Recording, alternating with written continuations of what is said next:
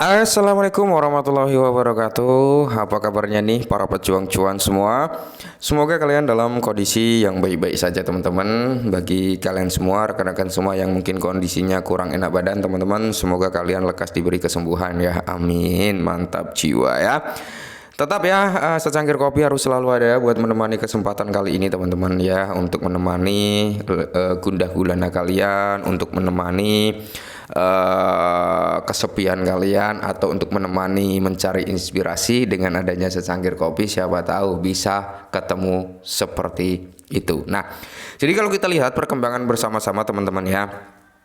Untuk market cap-nya, di sini ada penurunan sekitar 0,49%. Tepatnya saat ini berada di area 1,66 triliun dolar. Oke, untuk Bitcoin Dominance ada persentase penurunan 0,1%-an. Untuk Fear and Greed-nya di sini ada persentase kenaikan yang lumayan ya teman-teman. Saat ini berada di level 75 dalam kondisi greed. Nah, belum extreme greed ya.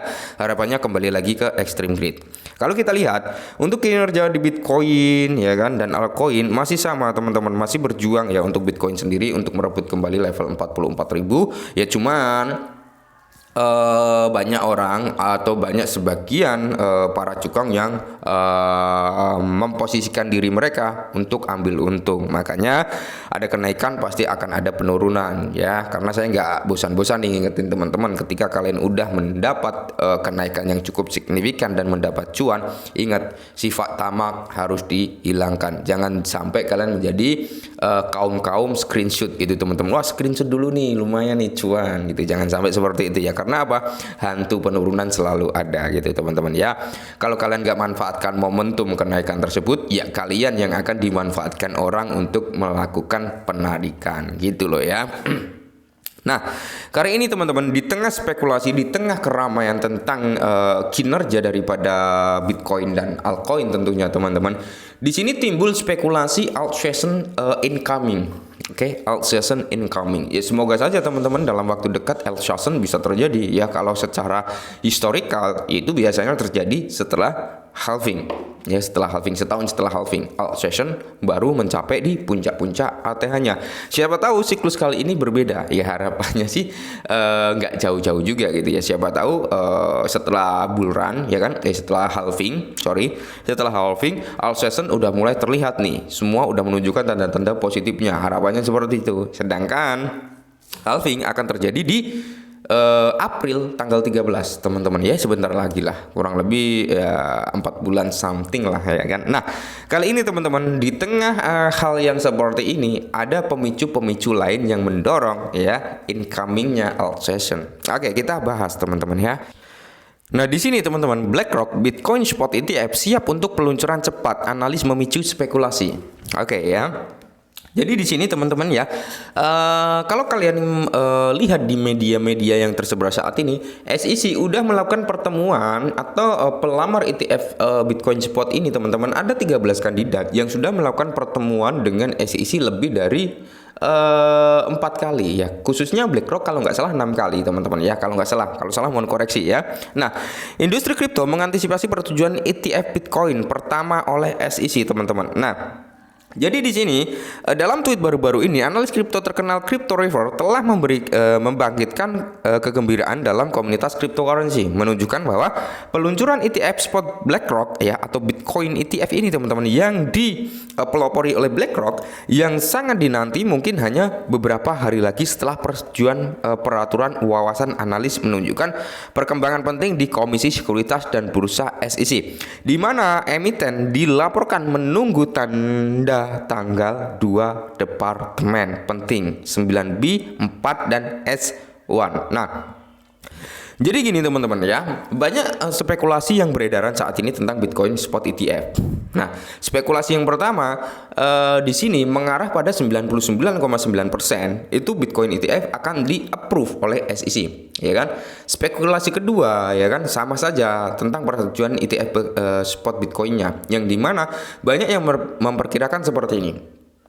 Ketika SEC mau menolak, kenapa dia harus merevisi pengajuan ETF spot? Kalau dia menolak, dia nggak akan memberitahu ini harus direvisi, ini harus direvisi, ini harus direvisi. Enggak, mereka langsung to the point, nggak akan menerima gitu teman-teman. Tapi secara logika, secara nalar, SEC memberikan revisi-revisi agar jauh lebih baik lagi gitu dalam artian pengajuan spot Bitcoinnya gitu teman-teman. Jadi ini yang membuat spekulasi 99,9% ini mereka berpikir wah ini akan disetujui nih ya, karena memang yang mengajukan ETF spot Bitcoin ini bukan dari perusahaan kaleng-kaleng juga ya, karena ada Fidelity, BlackRock, ya, RRK21 dan masih banyak lagi yang lainnya. Nah, Crypto Rover menunjukkan bahwa BlackRock dan emiten lain telah melakukan pembicaraan tentang kedua pengisian tersebut.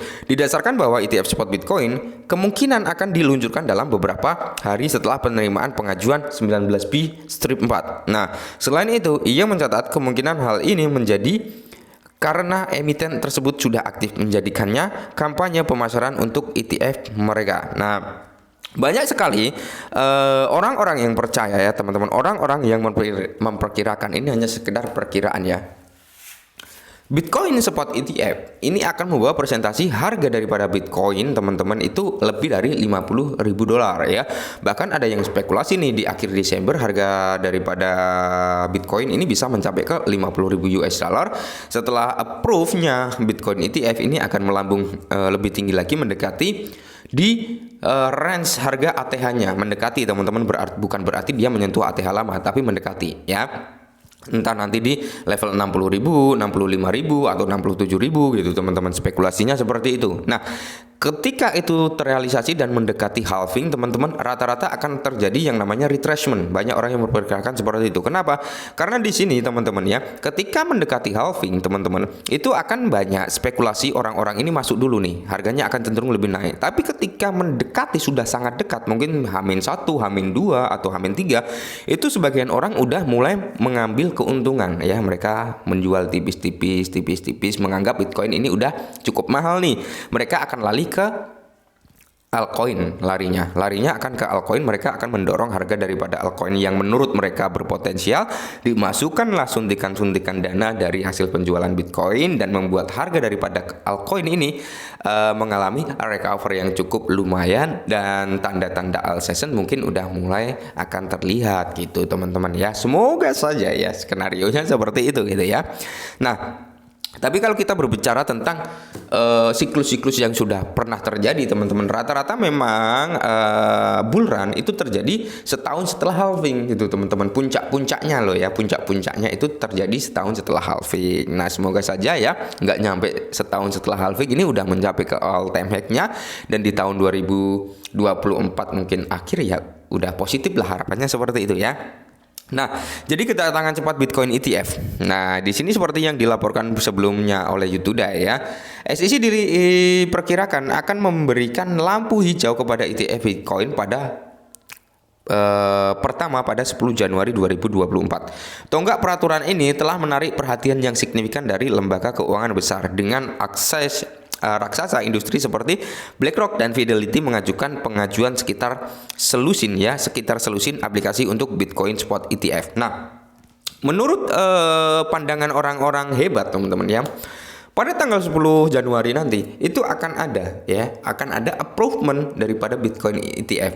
Bukan berarti approvement semua dari 13 kandidat, enggak. Mungkin secara bertahap.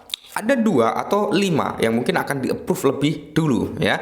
Setelah itu berjalan teman-teman, akan menjadi approvement kedua ya, di tanggalnya kita belum tahu. Mungkin akan ada approvement kedua ya, dan approvement ketiga ya, seperti itu. Nah, jadi aplikasi spot Bitcoin ini yang akan membawa perubahan ya kan, adopsi masalah secara globalnya, karena Bitcoin saat ini memang sudah merangkul di sektor dunia gitu teman-teman. Per dunia ini udah mulai melirik daripada Bitcoin.